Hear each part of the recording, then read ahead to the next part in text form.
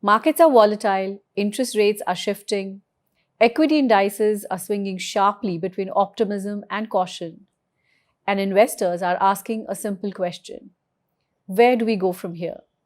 In uncertain markets, traditional asset allocation doesn't always feel enough. Fixed income offers safety but limited upside. Equities offer growth but with elevated risk. Somewhere in between lies a more structured approach. So today we're diving into the world of market linked debentures, or better known as structured products, and why they're increasingly finding a place in sophisticated investor portfolios. Joining us is Dr. Shashank Singh from InCred Wealth. With over a decade of experience in wealth advisory and structured solutions, he works closely with investors to design products that align risk, return, and portfolio strategy. In this conversation, we'll unpack what market-linked debentures really are, how they're structured, where they fit into the overall asset allocation framework, and of course, the key risks associated with it. Shashank, welcome to Ask InCred. Thanks, Radhika. Happy to be here. Great. So, we're talking about market-linked debentures today, and I thought let's begin by just helping our viewers understand very simplistically what MLDs or market-linked debentures really are. Sure. So, market-linked debentures or MLDs, they are popularly known as structured products or structured notes in developed markets. Right. In India, they're called as market-linked debentures or MLDs. Now, it's a hybrid product, which is a mixture of debt and derivative. Okay. Now, if I had to just say it in one line, market-linked debentures are index-linked NCDs with a predefined conditional coupon or payout. Okay. Right? So, a lot of words going on there. So, let's break it down with an example. Let's say you invest in a normal bond or a debenture. So, what's happening is you're paying 100 rupees to the issuer of the debenture or the bond on day one. After 1 year, let's say the issuer pays you back 108. Right? So, they give you 100 rupees of principal back and they give you 8 rupees of interest. Now, if I had to make this bond MLD, right, we come up with a condition. We say that let's look at the level of Nifty 50 on day one when you are paying the 100 rupees. And let's look at the level of Nifty after 1 year when I'm getting my principal back. Now, if Nifty is positive after 1 year, instead of 108, you get 109. Right. But if Nifty is negative after 1 year, instead of 108, you get 107. Okay. So what's happening is now there's a variability, right? You can either make 109 or 107. Your returns are not fixed at 108. So it's a conditional coupon. Got it. And that conditionality is linked to an index called Nifty. In this case. Yes, in this case. Okay. And whatever is the condition is known to you on day one. So it's predefined. Okay. Right? So a MLD is nothing but a bond or a debenture where your returns are conditional, predefined in nature, and linked to an underlying index. Now, we can link the returns of MLD to, let's say, Nifty 50, Bank Nifty, the price of gold, the price of silver. Now, this example of 109 and 107, right, instead of 108. Let's customize it a little further, right? So, if Nifty is positive, you can make 114. You make a 14% interest. But if Nifty is negative, you make no interest, you just get 100 back. Right? That's an example of an MLD. Or if you have to customize it even further, we could say if Nifty is positive, you double your money. But if Nifty is negative, you lose all your money. Okay. Now, obviously, that's not a real product, but that's an example of the ability of MLDs, right? So, it's not a product, it's a platform like mutual funds. So, you have equity mutual funds, debt mutual funds, then you have hybrid mutual funds. You have aggressive hybrid mutual funds, conservative hybrid mutual funds. Similarly, MLDs, you could possibly make infinite number of products, right? Depending on the risk appetite of the client and the return profile, right? So that's what an MLD is, very simply put. So you mentioned early on that, they're called structured products abroad. What percentage of the overall portfolios do you think, clients are allocating to it in India versus if you compare it abroad? So they are very popular in developed markets like, let's say, US or Singapore or Hong Kong or Dubai. They make up to 20 to 25% of a client's investment portfolio. They are not as popular in India. It's a complicated upcoming product. So HNIs and new HNIs who know about this product would typically start allocating 5 to 10 to, let's say, 15% in the portfolio. Okay. So right now, for clients the investors who know about the product. Interesting. But there are a lot many, I'm assuming, who've not taken Yeah. any exposure. And it's largely, I think, due to the people perceive it as being complex. Right? And that's the right. reason we're doing this. So you mentioned about, the allocation in terms of overall portfolio, but what role do you think MLDs play in asset allocation for a client? So if you look at where MLDs fit into the portfolio, typically speaking, it's between debt and equity. Okay. So I would put it 2 rungs above debt, like debt plus, and 1 rung below equity, both in terms of risk and return, right? So debt, let's take an example of debt as an asset class. So debt, typically, you can expect somewhere around 7 to 9% per annum, right? Which is not linked to the market movement. Correct. You take some credit risk, you can earn 7 to 9% per annum. Correct. Now that's a consistent return, but the problem is this 7 to 9% will never beat inflation, right? The actual inflation that you and I have to sort of face, or HNI inflation, or your spending pattern could also go up, right? So your inflation is a lot more than 7 to 9%. So the problem with debt is 7 to 9% return consistent, but does not beat inflation, does not really grow your wealth. On the other side, you have equity. Equity, you can expect somewhere around 14 to 15% per annum over a long-term period. Of course, there will be years where you will make 40, 50% return, and there will be years where you will make negative return. But over the long term, you can expect somewhere around 14 to 15% per annum if your equity portfolio does well. Now, the problem with that is the 14 to 15% per annum, number one, is not consistent, right? It's very volatile. Like we're seeing right now. Like we're seeing right now, portfolios are down 15, 20% at least. Right. So one is that it's volatile, it's not consistent. The major problem though is it's very market dependent. So let's say you were to target 14% return in your index fund. So the index also has to go up by 14%. Or if you want 14% in your equity, so let's say you're investing in a large cap fund. Got it, yeah. So the index also has to go up by 10, 12%. Then the fund manager comes in with the 2-4% alpha. So you are very dependent on the markets to make the returns that you desire. True. Now this is where MLD comes into the picture. You take slight credit risk of debt and you take slight market risk of equity. So even with a 5 to 6% movement in the Nifty, you can make 12 to 14% return. Amazing, right. So what MLDs do is they reduce your dependency on the markets to make the returns that you desire, right? Of course, being something that can be really customized, you could have MLDs which are closer to debt. So they give you a minimum base return and then some participation on equity. Or you could have MLDs which are closer to equity, where you have no principal protection or partial protection, but you make an uncapped return over Nifty, right? Uncapped alpha over the index. But typically speaking, the main role that it plays is for a 5 to 6% movement, it can give you 14-15% return. And let's now use an example, right? So debt is like Rahul Dravid, right? Super consistent. No matter how difficult the pitch, right? How dangerous the bowler, he's going to give you that 7 to 8% per annum. Right. Like we're seeing right now, that would be very helpful in current market situations. Equity is like a Virendra Sehwag. If it's his day, doesn't matter what bowler, he'll win you the match single-handedly. That's equity. But your MLD is like your Virat and your Sachin.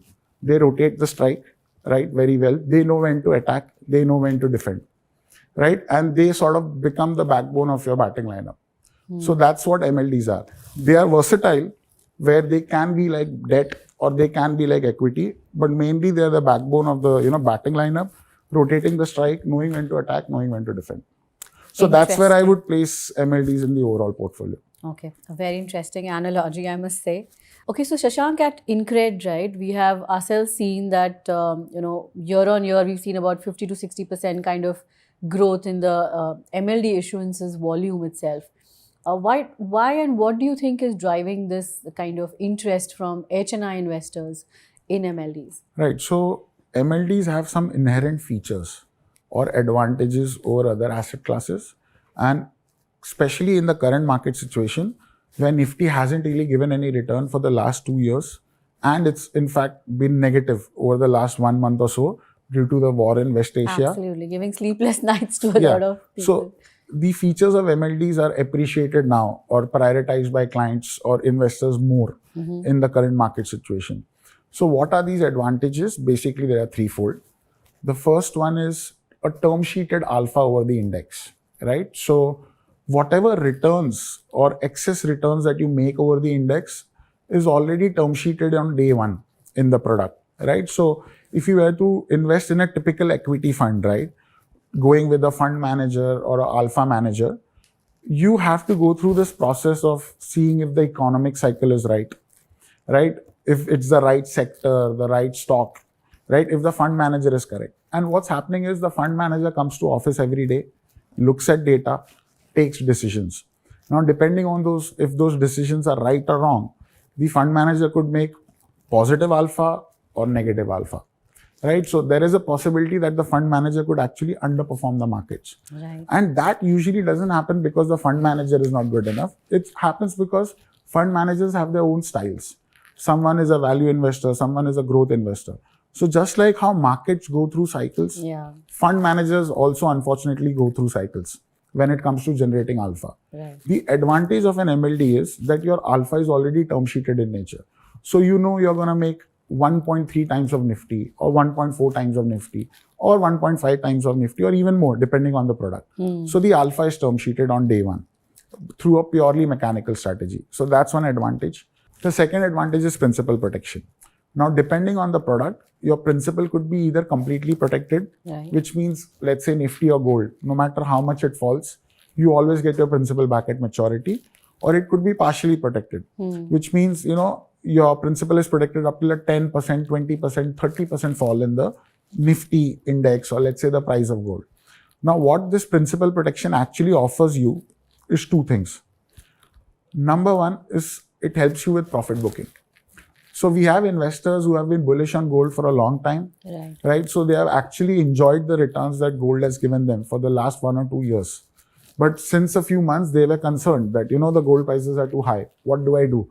I want to be invested in gold, but I also don't want to lose my profits. Right. So one thing we suggest is book profits in gold and invest in a gold MLD. So now, because the gold MLD will have some principal protection, your principal is protected at maturity even if the price of gold goes down. Right. But if the price of gold goes up, you still participate in the upside. Oh, lovely. So you can actually, you know, book profits and invest in MLD, sort of preserving your profits, but also being open to the upside. That's one advantage. Second is reinvestment at attractive valuations. And this is something I've seen all throughout my small career of 10 years, right? Which is, let's take an example of COVID. So let's say an equity investor invested 100 rupees in 2017. Right. Now, till 2020, the market should have gone up. Correct. So the 100 rupees would have gone up to 130, 140. But then when the markets crashed, it went down to 80. But now, this is 2020, right? 2017 to 2020. Now, 21, 22, the markets rebounded. So that 80 rupees went up to 160. Right. So journey of equity, 100 going up to 130, 140, crashing to 80, markets bouncing back, going to 160. Now let's imagine some portion of that money was allocated into an MLD. Right. So 2017, you put some money in MLD, 100 rupees, it goes up. But when markets fall, it goes to only 100. Right. Now, let's say if your MLD matures at 100 during a market correction, like right now, right, where markets have, where clients have invested at 26,000 or 25,000, we are at 22,500. MLD matures, you get 100 rupees back. Now you can reinvest into equity or an aggressive equity MLD with your entire 100 rupees. So now when markets bounce back, you grow to 200. Interesting. So if markets correct, you get your entire capital back. You get to retake, right? Sort of get back into equity with your entire capital, even when it's corrected by 20%. True. So that's the second advantage. And the third advantage is quite obvious, right? So if there is protection on the downside, right, either complete or partial, and there is alpha on the upside, so all your risk reward matrix are now in your favor. So your standard deviation of the portfolio improves, your Sharpe ratio, Trenner ratio, information ratio, all of that improves. So a portfolio with MLD will have a asymmetric risk return profile in the investor's favor. Correct. So these are things: principal protection, term sheeted alpha, asymmetric risk reward in your favor, which, you know, clients are starting to appreciate in these sort of market conditions. Yeah, I think it's the more you talk about it, you know, the clearer it is, right? I mean, the the kind of role it plays. I mean, no one's saying that, do away with debt or equity, but Absolutely the fact not. that you need to have this, especially if you know the kind of returns that you want Right. in your portfolio. So to your point earlier. That's 100% correct, Radhika. In fact, I would say MLDs are not supposed to compete with equity. They are supposed to complement equity. Correct. Right? So equity is always going to be a major portion of your portfolio, right? And when equities do well over a long term, you make returns. Correct. But to make that journey smoother, right, to have term sheeted alpha, principal protection, obviously some allocation into MLDs makes sense to sort of make your journey smoother, to improve the risk reward profile of your portfolio. Right. But like recently I saw some influencers out there talking about the fact that, you don't really need to go to an institution to get access to MLDs. You can create it yourself, with some derivatives. So tell us a little more about, do you really think it's possible for investors to, DIY MLDs and, otherwise, not look at institutional access at all? I mean, it's not possible to do it on your own as an individual investor, even if you're a HNI investor, and I'll tell you why. So let's get into how MLDs are really manufactured. So let's take an example of the most simple product we can think of. So let's say there is a 3.5 year MLD, right? And it's linked to Nifty 50. Now what this MLD says is if markets go down after 3.5 years, your principal is protected. Right. So no matter how much the Nifty corrects, you get your principal back at maturity. But if markets go up, you make a 140% participation. Okay. Which means you make 1.4 times of whatever is the Nifty return. So if Nifty goes up by 10%, you make 14. If Nifty goes up by 20%, you make 20 into 1.4, 28. If Nifty goes up by 100%, right, you make 100 into 1.4, 140%. This is just an illustration. This is just an illustration of a very simple MLD. Right. Now let's sort of deconstruct it, right? So for that, like I said, MLD is a mixture of debt and derivatives. So let's do a small derivative 101, right? In the most simplest possible form. So derivatives, there are futures and options. Correct. So let's stick to options. Now in options, you have something called as a put option. Okay. And a call option. Right. Now, put option, you can buy a put option, you can sell a put option. You can buy a call option, you can sell a call option. Right. So when you're buying a put option, you have to pay some premium. And that put option is yours. Or if you are selling a put option, you receive premium and you give away the put option. Similarly with call option, right? You can buy and sell by exchanging premium. Right. Now, what is a put option? It's basically an insurance. So let's say you buy a new car today. Now you also buy insurance on the car. So you pay some premium to the insurance company. Now if something happens to your car, if your car is damaged and it needs to be repaired, the insurance company will do it for free. Correct. But if nothing happens to your car, your premium is gone. Correct. And then you pay the premium again in the second year. So that's what a put option is. But the insurance is not on your car, but on Nifty. So you pay some premium on day one and you buy a put option.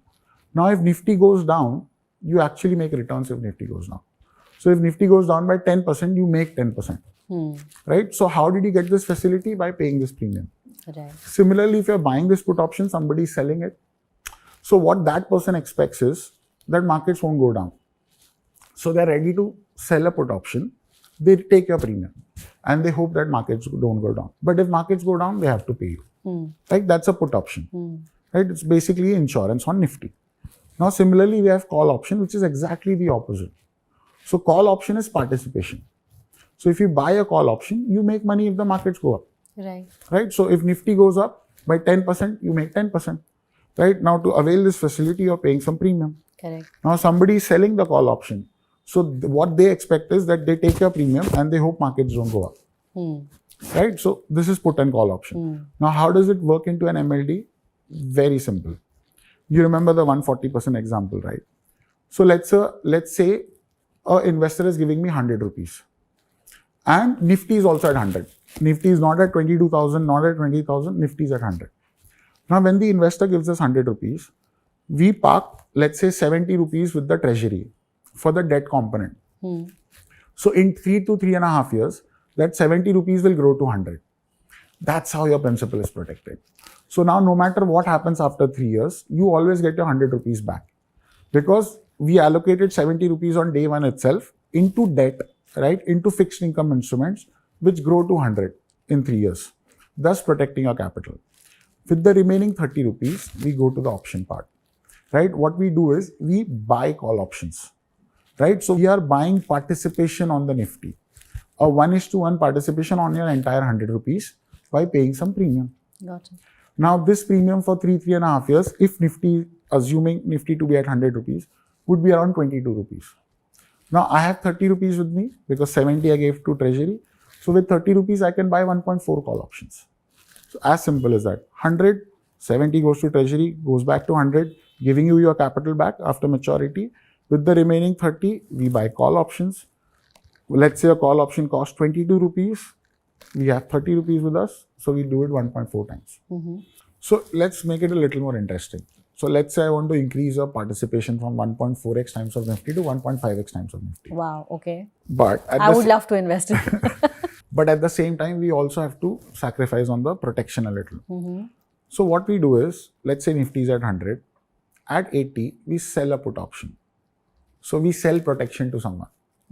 Now my 70 is going to 100 in the debt, right? But I'm giving away that protection on the downside. But I get some premium in exchange. With that premium, I just buy more call options. Okay.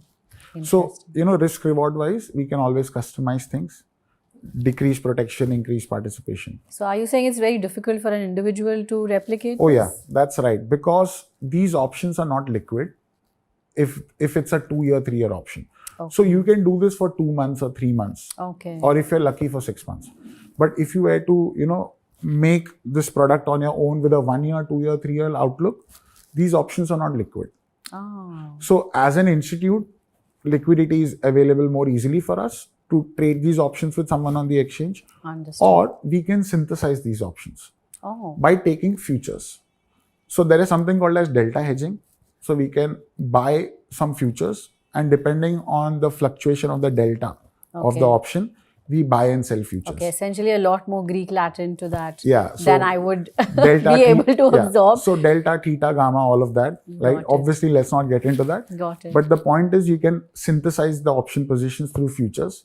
That's not something a normal investor will be able to do. Understood. And I think earlier you were mentioning that, if an investor knows the kind of returns that he wants in his portfolio, then MLDs will help them achieve that, kind of irrespective of the volatility in equities or debt. So tell me, but is it possible to then customize the returns that one expects, or customize these MLDs? That's the best feature of the product. Okay. So if somebody has a negative view on the market, we can actually design an MLD that makes return if the markets go down. Oh, wow. Okay. It would be called a hedge MLD. All right. So we have had clients actually where we have designed products for them and markets have gone down and they have made returns. Oh. It's very simple. But is it, I'm assuming that will come with a minimum ticket size that you would require to do that. That's right. Not everyone can come and say designer. Yeah. So we generally, depending on the market view and the sentiment, we come up with a normal monthly launch, right, where all investors can invest. And then, of course, we do bespoke MLDs for a certain ticket size. So larger family offices or institutional investors. Interesting. Now tell me, we've spoken a lot about the kind of, unique aspects of MLDs. But won't you think that, they come very close to, say, a hybrid mutual fund or other market-linked products out there? So, Radhika, that's a wonderful question. But the answer is no. And I'll tell you very simply why. Because let's take an example of a hybrid mutual fund. Let's say they put 65 in debt, 35 in equity. So that 35% in equity will carry only 35% weightage in the entire 100 rupees. Right. But when you do MLDs, you're actually taking derivative positions. So that 35% allocated into derivatives will give you 1:1 return on the entire 100. True. So in a hybrid fund, if markets go up, you make some debt return, and then you make weighted average return on whatever is your equity allocation. Correct. But in MLDs, you are able to get 100% exposure to the market upside through the form of derivatives. So a hybrid mutual fund will not be able to do that. Let's talk about the risks now, Shashank. What are the kind of risks investors should truly understand before they take exposure to market? So that's very important, right? So there are three main risks. One is credit risk, one is market risk, one is liquidity risk. Right. So credit risk is basically you're investing in a debenture of a company, right? So you need to look at the financial health of the company.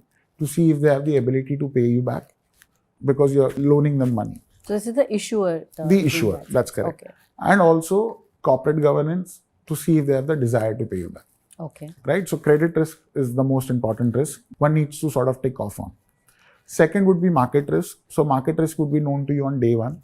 There would be products which would be completely principal protected, right? So even if Nifty theoretically goes down to 10,000, you still get your principal back at maturity. And then there would be products which would protect you up till a certain fall in Nifty, let's say 10% or 20% or 30%. So this market risk is known to you on day one. So just ensuring that you understand what that structure is. Okay. And third is liquidity risk. So MLDs are hold to maturity products. So if you do a 1-year MLD or a 2-year MLD or a 3-year MLD, right, your money is locked in for that time frame. Okay. Now, of course, liquidity is available in the secondary market, or if the distributor agrees to buy it back or provides you the facility to buy it back. But obviously, what would be the fair market value of the MLD at that particular point of time? Right. That would matter. We've covered the key risks, but are there any important questions that you think investors should be asking their wealth managers before allocating capital to MLDs? Absolutely. So the first question an investor needs to ask themselves or the wealth manager is, what value is this product adding to my portfolio? Right? So let's say if you invest in a gold MLD. So are you better off in this MLD, or you're better off just investing in gold? Right? So does it offer some downside protection? Number one. Number two, if it offers you upside participation, does it make sense on a post-tax basis? Okay. Right? Because Nifty or gold ETF, you pay long-term equity tax. But in MLDs, you pay debt taxation. So does the alpha that the product provides over the index make sense on a post-tax basis too? Got it. Also, obviously, there will be products where your returns would be uncapped. There will be products where your returns are capped. So is the participation good enough? Right? Where you make sufficient alpha on a post-tax basis against the index in a high probability zone. So always ask yourself, what value does this product add to my portfolio, or does it align with my market view? Interesting. All right, Shashank, I think you've really helped us understand this product much better, and here's hoping that the Indian HNI investor portfolios also start allocating a significant portion of their asset allocation to MLDs, coming on par with international investors. Any closing thoughts from you? So in these market conditions, MLDs become all the more important because one does sort of give importance or prioritize the features that it brings to the table. But this is sort of a all-weather product for all market situations. That's so true, yeah. So having 15-20% of your portfolio in MLDs, either as a tactical call for short-term MLDs or strategic call over a long term, does add value to the portfolio. So that's something that investors should look at. Absolutely. Thank you so much, Shashank, for joining us. It was a delight having you. Thank you so much, Radhika. It was great being here.